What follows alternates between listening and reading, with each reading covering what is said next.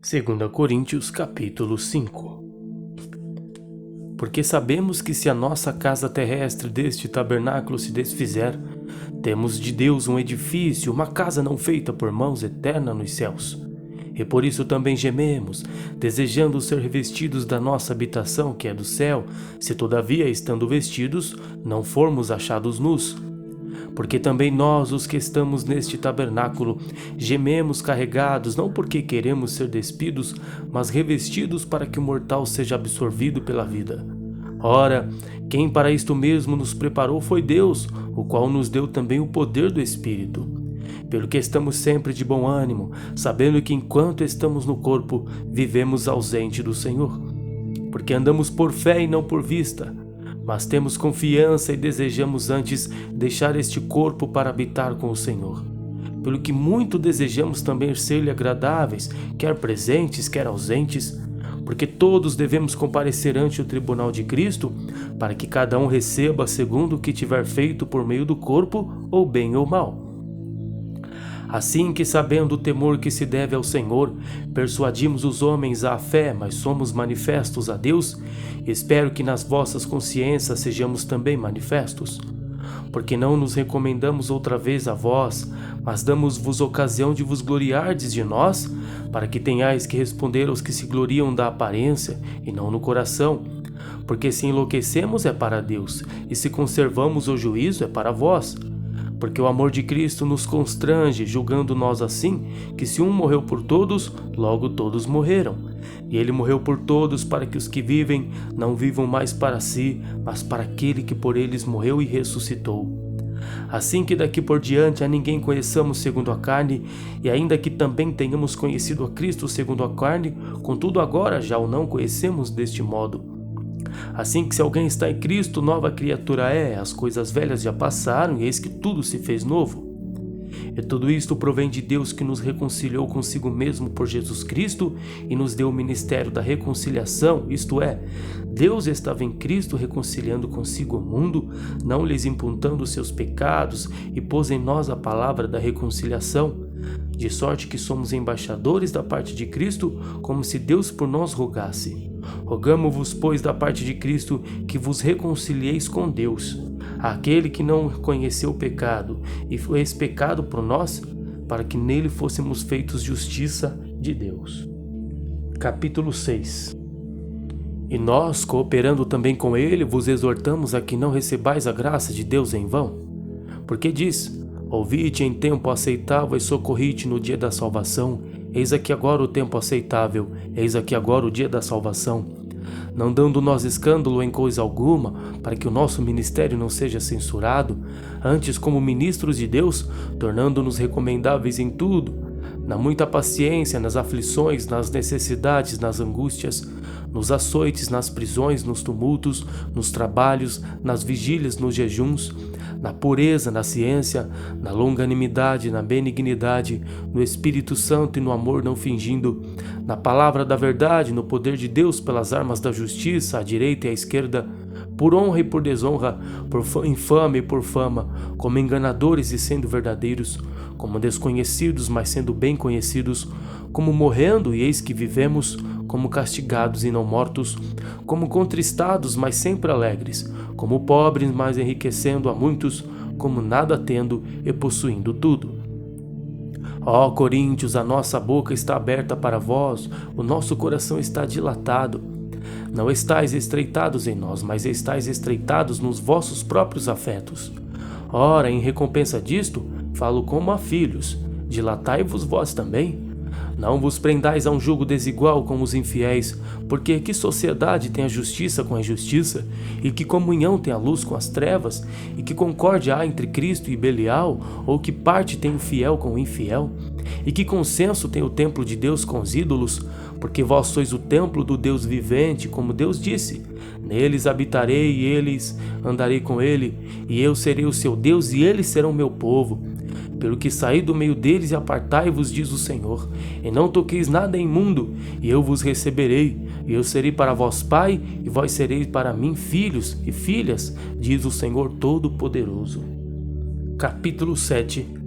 Ora, amados, pois que temos tais promessas, purifiquemo-nos de toda a imundícia da carne e do espírito, aperfeiçoando a santificação no temor de Deus. Recebei-nos em vossos corações, a ninguém agravamos, a ninguém corrompemos, de ninguém buscamos o nosso proveito. Não digo isto para a vossa condenação, pois já antes tinham dito que estais em nossos corações para juntamente morrer e viver. Grande a ousadia da minha fala para convosco, e grande a minha jaquetância a respeito de vós. Estou cheio de consolação, superabundo de gozo em todas as nossas tribulações. Porque mesmo quando chegamos à Macedônia, a nossa carne não teve repouso algum. Antes, em tudo fomos atribulados por fora, combates, temores por dentro. Mas Deus, que consola os abatidos, nos consolou com a vinda de Tito. E não somente com a sua vinda, mas também pela consolação com que foi consolado de vós, contando-nos as vossas saudades, o vosso choro, o vosso zelo por mim, de maneira que muito me alegrei. Porquanto, ainda que vos contristei com a minha carta, não me arrependo, embora já me tivesse arrependido, por ver que aquela carta vos contristou, ainda que por pouco tempo. Agora folgo não porque fostes contristados, mas porque fostes contristados para o arrependimento, pois fostes contristados segundo Deus, de maneira que por nós não padecestes dano em coisa alguma. Porque a tristeza segundo Deus opera arrependimento para a salvação, da qual ninguém se arrepende, mas a tristeza do mundo opera a morte. Porque quanto cuidado não produziu isto mesmo em vós, que segundo Deus fostes contristados?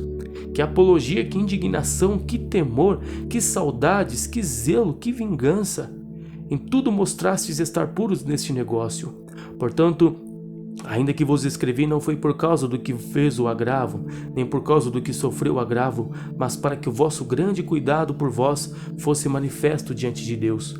Por isso, fomos consolados pela vossa consolação, e muito mais nos alegramos pela alegria de Tito, porque o seu espírito foi recriado por todos vós. Porque se em alguma coisa me gloriei de vós para com ele, não fiquei envergonhado, mas como vós dissemos tudo com verdade, também a nossa glória para com Tito se achou verdadeira. E o seu estranhável afeto para convosco é mais abundante, lembrando-se da obediência de vós todos e de como o recebestes com temor e tremor. Regozijo-me de em tudo poder confiar em vós. Capítulo 8. Também, irmãos, vos fazemos conhecer a palavra e a graça de Deus dada às igrejas da Macedônia, como em muita prova de tribulação houve abundância do seu gozo, e como a sua profunda pobreza abundou em riquezas da sua generosidade.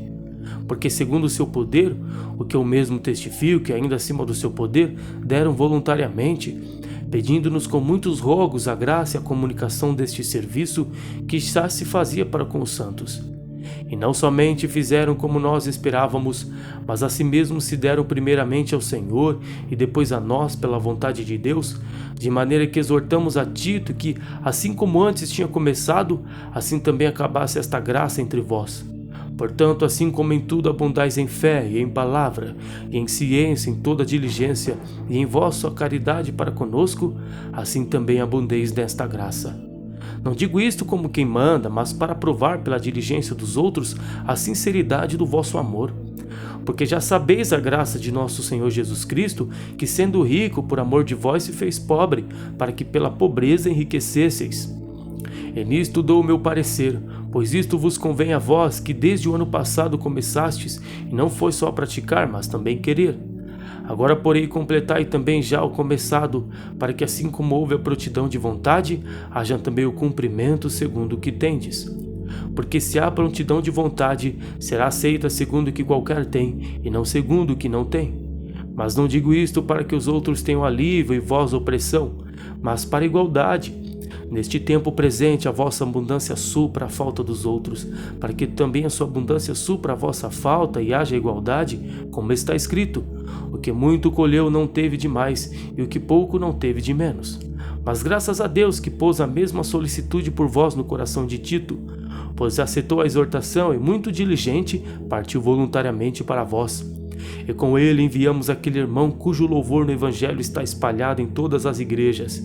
E não só isto, mas também escolhido pelas igrejas para companheiro da vossa viagem, nessa graça que por nós é ministrada para a glória do mesmo Senhor e prontidão do vosso ânimo, evitando isto, que alguém vos vitupere por esta abundância que por nós é ministrada.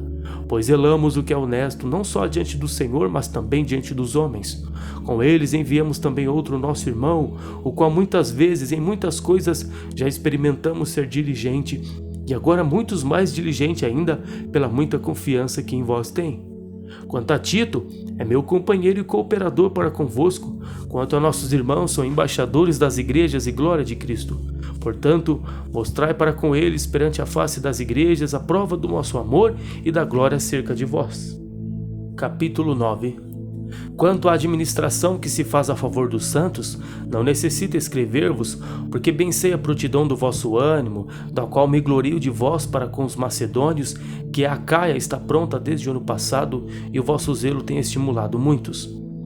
Mas enviei estes irmãos para que a nossa glória acerca de vós não seja vã nesta parte, para que, como já disse, possais estar prontos, a fim de que, se acaso os macedônios vierem comigo e vos acharem desaparecidos, não nos envergonhamos nós, mas não dizemos vós, neste firme fundamento de glória. Portanto, tive por coisa necessária exortar estes irmãos, para que primeiro fosse ter convosco e preparasse de antemão a vossa bênção, já antes anunciada, para que esteja pronta como bênção e não como avareza. E digo isto, que o que semeia pouco, pouco também ceifará, e o que semeia abundância, abundância também ceifará. Cada um contribua segundo propôs no seu coração, não com tristeza ou por necessidade, porque Deus ama o que dá com alegria. Deus é poderoso para fazer abundar em vós toda a graça, a fim de que, tendo sempre, em tudo, toda a suficiência, abundeis em toda boa obra. Conforme está escrito, espalhou, deu aos pobres, a sua justiça permanece para sempre. Ora, aquele que dá a semente ao que semeia e pão para comer, também multiplicará a vossa sementeira e aumentará os frutos da vossa justiça, para que em tudo enriqueçais para toda beneficência, a qual faz que por nós se deem graças a Deus. Porque a administração deste serviço não só supre as necessidades dos santos, mas também transborda em muitas graças que se dão a Deus, visto como na prova desta administração glorificam a Deus pela submissão que confessais quanto ao Evangelho de Cristo e pela liberalidade de vossos dons para com eles e para com todos, e pela sua oração e por vós, tendo de vós saudades, por causa da excelente graça de Deus que em vós há, graças a Deus, pois pelo seu dom inefável.